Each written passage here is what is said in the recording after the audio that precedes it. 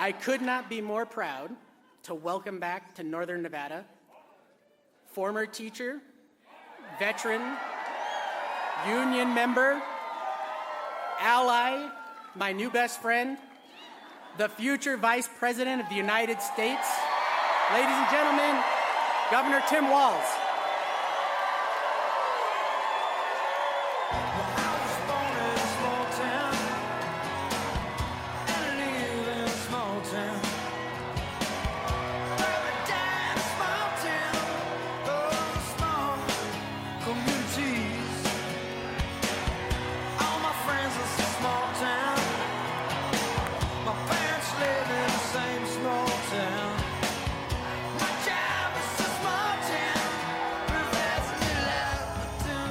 Wow.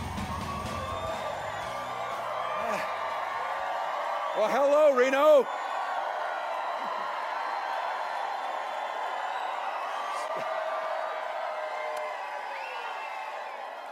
Wow. Well, it's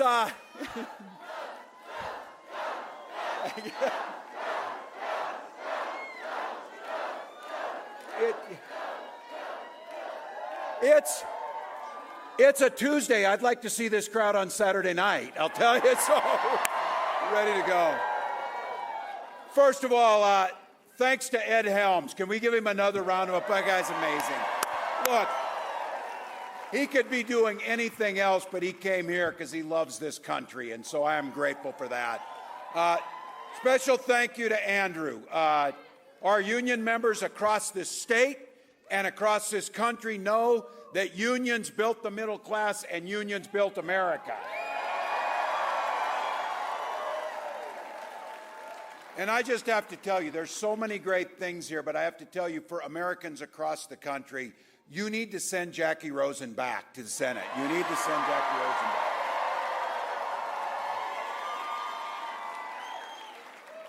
Before we begin, I'm back again, and the reason is because I know so many folks in here, loved ones, neighbors, still contending with the horrific damage from the Davis fire. We were out here when that was happening. Our hearts are with the families and the community impacted, and I have to tell you, let's take a moment and give a grateful round of applause for our first responders and the folks who put themselves out there.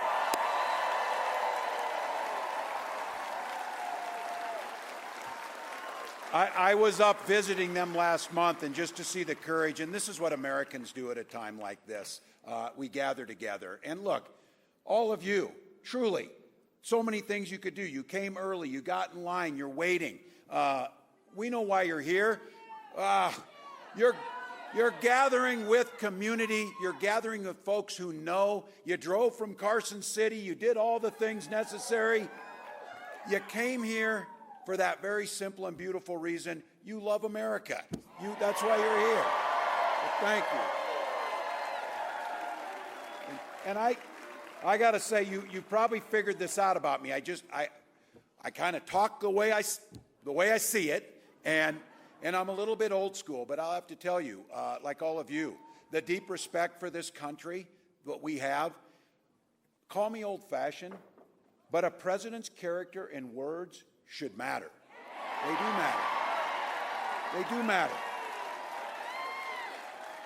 It's presidents, when this country's at its most challenging times, at the heart of the Great Depression, that first inaugural address, President Franklin Roosevelt, as he saw Americans scared, struggling, wondering what was next, made those famous words that we all heard when we were in school and knew that that's what America was about. All we have to fear is fear itself.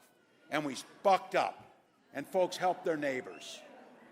Then we saw communism spreading across the globe, suppressing freedoms, crushing democracies, and it was growing. And Ronald Reagan stood up and said, "Mr. Gorbachev, tear down that wall." That's what we do. And in the most consequential presidential election of our lifetime, in the only presidential debate between Kamala Harris and Donald Trump stood up and said, "They're eating cats, they're eating dogs." Exactly right. Exactly right. If he were a comedian or something else, that would be one thing. But it's too damn serious to be funny. When he did that, the Republican governor of Ohio, was forced to send state law enforcement to escort children to school. And none of it was true. Donald Trump also said, instead of being like Ronald Reagan and standing up to the Russians and their expansion, Donald Trump told the Russians, do whatever the hell you want to one of our allies as they rolled into the Ukraine.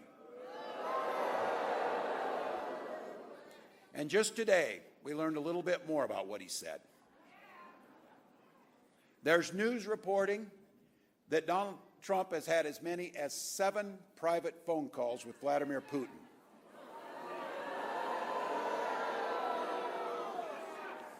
I can guarantee you that Kamala Harris and I do not have dictators on speed dial. So,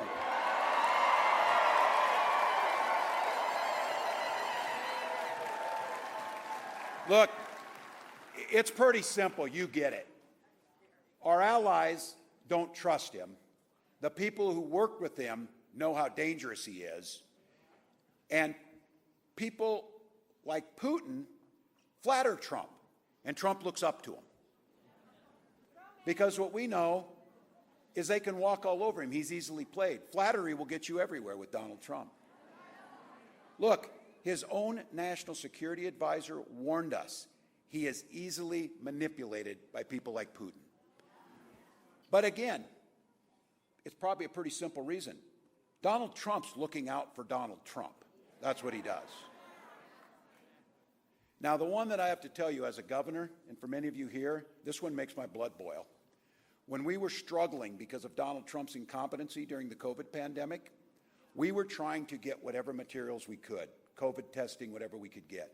It turns out now that Donald Trump was sending COVID machines to Vladimir Putin that we couldn't get in our states.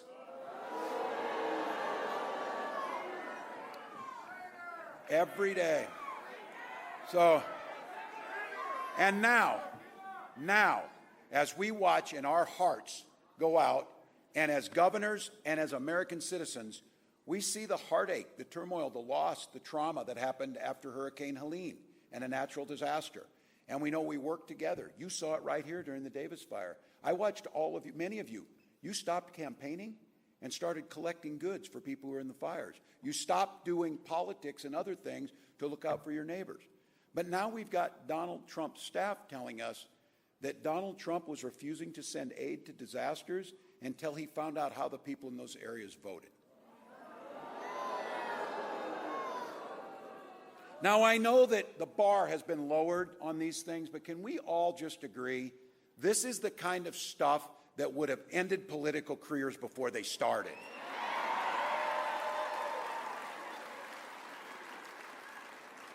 Donald Trump is a risk to our national security and can't get anywhere near the White House.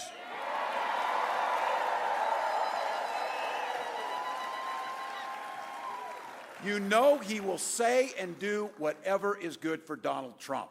But here's the thing. That's not Kamala Harris. And Kamala Harris will stand up to thugs like Vladimir Putin, and she's made it clear. And here's why, and I love this. From her first day as a prosecutor all the way up to being vice president, she walked in the courtroom the first time, and she said she uttered 5 words in that courtroom. Kamala Harris, for the people. Kamala Harris, for the people.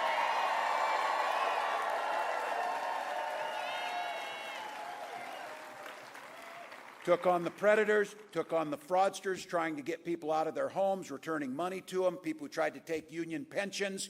She stood up to transnational gangs trying to human traffic or move drugs, and she stood up to corporate interest. And this is the thing that we're all hungry for. She never hesitated to reach across the aisle and work together to solve problems. That's what we're looking for. That's what we're looking for. Now, I'm proud to be her running mate. And she oftentimes says this, where could a kid from Oakland in a middle-class family run with a kid who grew up around the farms of rural Nebraska? When we talk small towns, there's something we do. We try and out-small town each other. So you say, I grew up in a small town. How many people? 400. People go, oh, impressive, 300. And then I will say 24 classmates. And they're like, all right, that's not bad. That's not bad. But what she says is, growing up in a small town, where else in America can a kid who grows up in a small town in rural Nebraska and a kid who grows up in Oakland and her mom, single mom, working hard to get him a house, where else but in this country can those two be on a ticket to be president and vice president?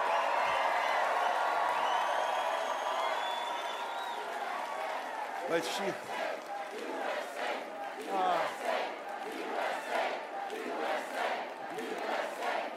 Look, you know what we know? Those who want to divide us, what Kamala knows, whether it's Oakland or whether it's Butte, Nebraska, what we learned around those type of people, we didn't grow up in the same place, but she says we grew up around the same people. People who knew you took care of your neighbors. You looked out for the common good. Those are the values that we grew up with. Those are the things that motivated us to run for public office. The same thing that motivated Kamala Harris to run for those offices that she did. And look, how nice will it be to have those values in the White House of the United States? So. Now you might know it's a group of like-minded folks here, but not everybody thinks the same. There's some folks on the other side got a little bit different track record on how they view these things. And you don't need me here. You know in Nevada the pain you felt under the Trump years. 24,000 jobs lost in this state alone. Now, he may tell a different story, but he's not telling the truth. Because the truth is jobs were lost in this. Right here, Kamala Harris has created 285,000 jobs, and income's up $9,000 on those jobs.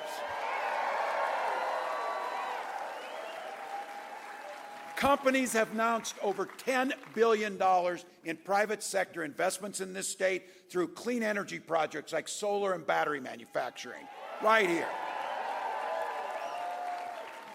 Donald Trump says he wants to roll back the Inflation Reduction Acts. And I think today, $500 million in Senator Vance's Ohio, and he called it like it's chump change or table scraps. Those are thousands of jobs. Those are making America energy independent. Those are bringing down our costs. But you know what? That's not who Donald Trump is interested in. I'll give him this. At least he just point blank said it. He invited his rich buddies down to Mar-a-Lago.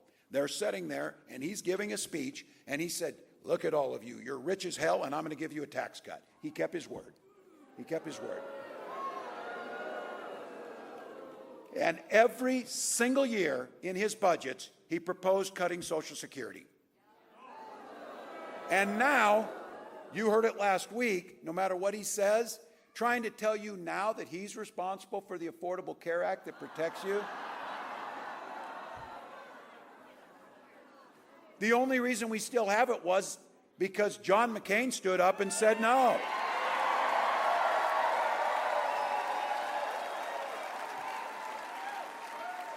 Look, you all know it. This country and this world can't take 4 more years of Donald Trump. It's that simple. Now now all of a sudden they're pretending. I had to be correct. Sometimes I have to be corrected on the things I say. I will own that. I said they didn't have a plan. My bad. They do have a plan. It's called Project 2025. I did say this. They said, oh, I don't know anything about that. And I said, well, Senator Vance, you wrote the foreword to the architect's book. You might know something. If you write, I don't know, I've never written someone's foreword to a book, but I'm assuming if you do that, you remember them. That would just be me. But I do know this, as a football coach, you take the time to draw up a playbook, you're going to run the plays. You're going to run the plays. And those plays are tax cuts for the wealthy, undermining the ACA, gutting the protections that we have on pre-existing conditions. But Kamala Harris gets it, and she gets it because she grew up middle class like so many of us. She understood it.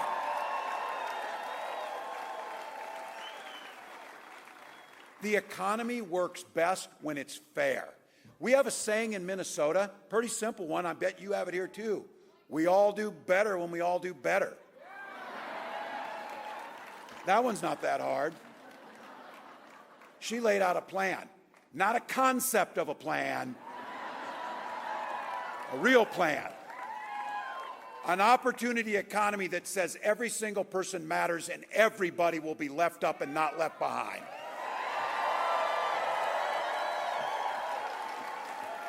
a child tax credit, so in a child's first year of life, that family will have the ability to buy that crib, buy that car seat, make sure that they can tackle skyrocketing costs around child care.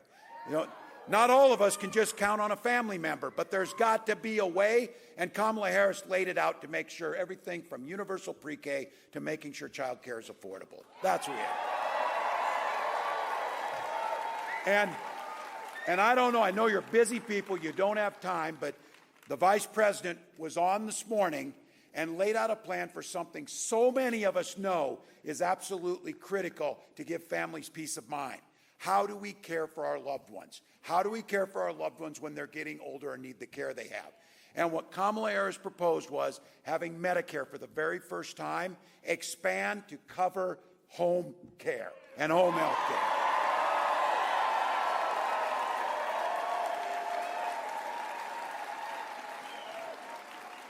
And here's something else. Imagine this, that it's been this long.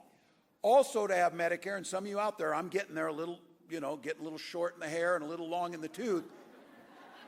Proposing that Medicare, because it's about making us healthy, covers vision and hearing for our seniors.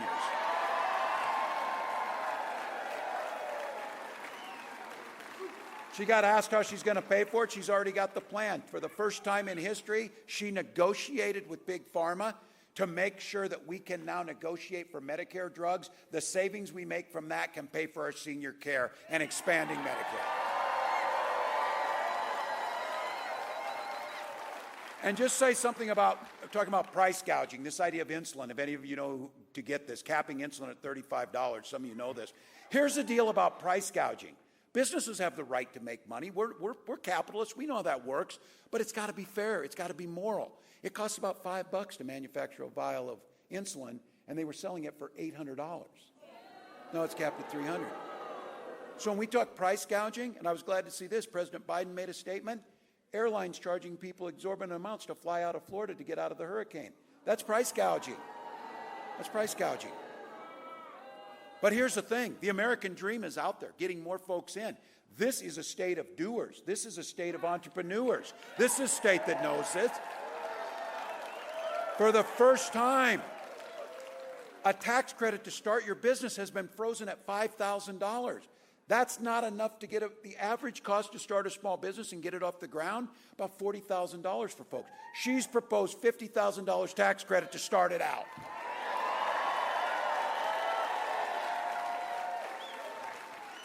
And I know this one for all of you, and you got to hear a little bit of it, and I baffled by some of this. Last week, I had a little conversation with Senator Vance, and it was about housing. It was about housing, and the solution is we should just build on federal lands or something. And I said, there's no federal lands around Minneapolis, so what are you going to do? But the point is, the housing issue is real. This is something for many of us, when you bought that first house, that's everything.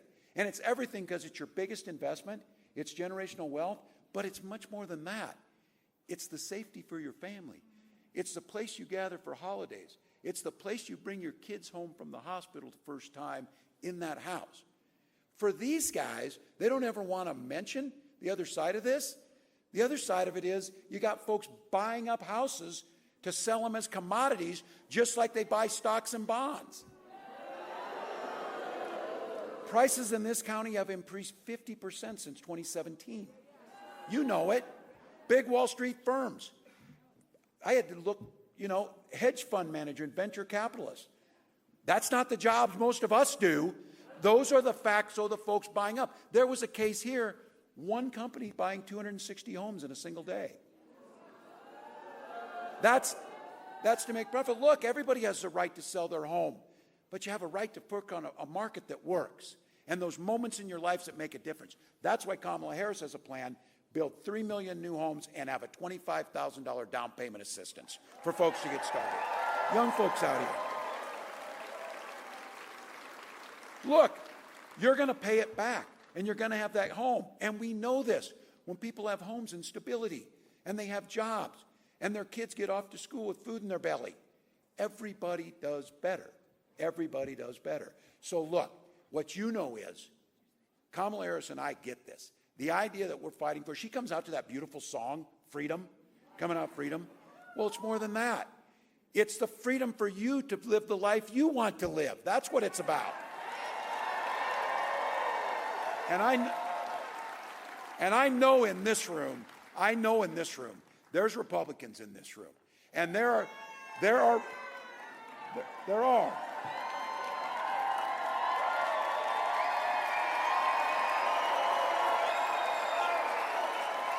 And I say this because those of us remember, the Republican Party in this country has contributed much to this nation. They have been there.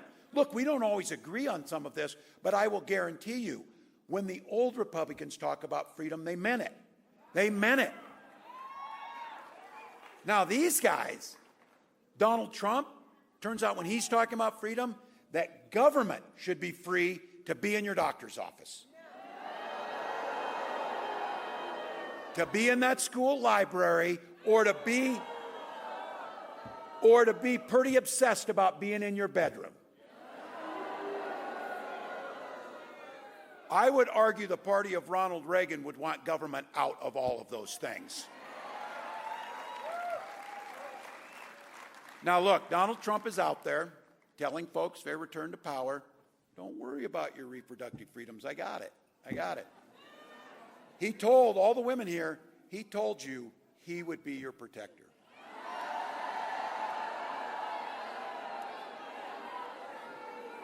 So the other day in that little debate I mentioned, they're kind of factoring this Project 2025's, they want to monitor of women's pregnancies. And I saw Senator Vance, there were a couple moments of clarity where he said, well, people just don't trust us on these things, you know. And that's where my wife is really happy. Some of you saw me face on this, I almost blurted out, no, you know, no kidding. No kidding. Look, to Donald Trump and J.D. Vance, women don't trust you.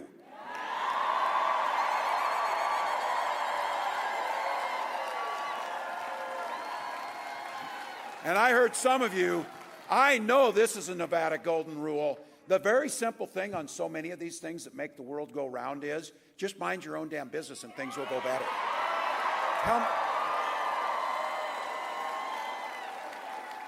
I don't want to speak for the Republicans here, but I got to feel like that's a mantra of the old Republican Party. Just mind your own business on this.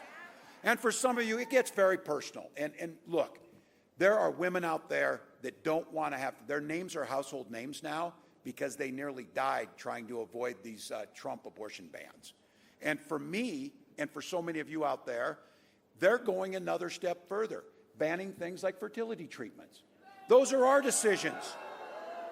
Those are our decisions to make. Whatever family you want to have, or no family, or whatever that family looks like, that's your decision, not government's decision.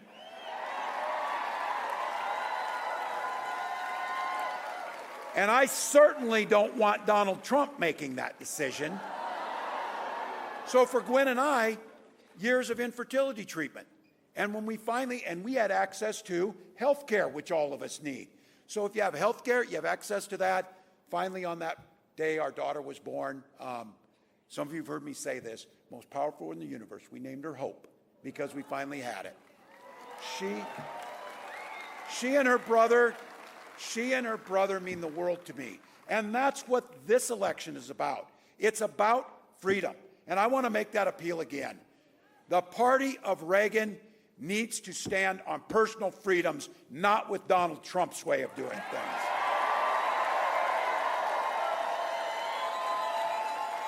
When Kamala Harris talks about freedom, she means your freedom to make your own choices about health care, about your family, about the books you read, about the life you want to live. And I'm going to go back to this. These guys have the audacity, especially seniors here. My mom's 89. I'm so proud of her. She's still living in the house where I grew up and graduated out of high school from. She's there. And I can tell you this. She worked her whole life paying into Social Security. It was there when my dad died. It was there when my little brother's in elementary school, so my mom to provide those benefits. She uses her Social Security check to pay her bills and live her life with dignity. Now look, Every year in Donald Trump's budget, he tried to cut it. Called it a Ponzi scheme. And J.D. Vance said it's the roadblock to fiscal sanity. But I'll say this, from where they're standing, that might actually make sense. Because my feeling is, I don't know, I've never been a billionaire. So if you are one, my guess is you don't give one damn if your Social Security check comes or not. But if you're my mom, it's pretty damn important that your Social Security check comes. So look.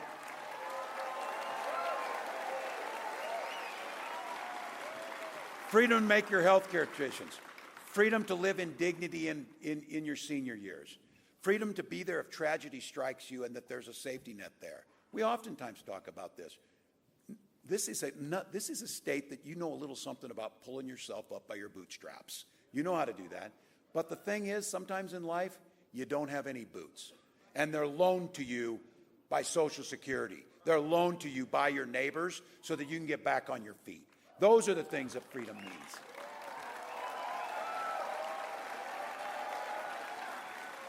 And I got to tell you, this one for all of you, for all of us, this piece of freedom is the one that we should hold most dear. The freedom to send our little ones in their best clothes to school without being shot dead in their classroom.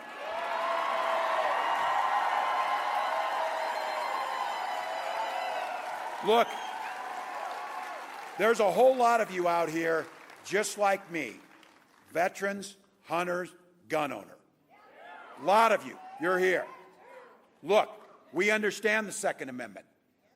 We understand what that is. But we also understand this is not a discussion about the Second Amendment. We can do common sense things to withhold our first responsibility, the protection of our children. So I reject the notion that you can't protect the Second Amendment and protect our children. Other countries do it. Why can't we? Why can't we do it? Donald Trump told us to get over it, and J.D. Vance said it's a fact of life. Kamala Harris was very clear. She's the one who said, it doesn't have to be this way. It doesn't have to be this way. Look, I know I'm preaching to the choir. You get it. But I also want to tell you, our recital's in 28 days, choir. And we need to sing. And when we sing, we get to turn the page on these guys.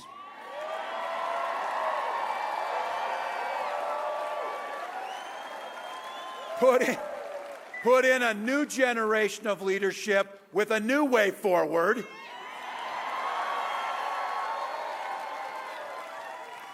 And we, as Americans, get the greatest privilege to self-determine where we're going, not just for the next 4 years, but the next 40 years. Not just for a single state or a single country, but the world is looking for us to bring back the values of America.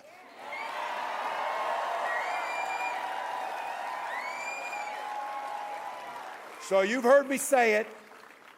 It's all gas, no brakes for 28 days. I've been saying to people, we'll sleep when we're dead, and I had somebody walk up and said, you're being way too literal. You look like hell, man. So, but it's okay. We do it, and you're here, and we're excited, and we're going to do the work because we believe in the promise of America.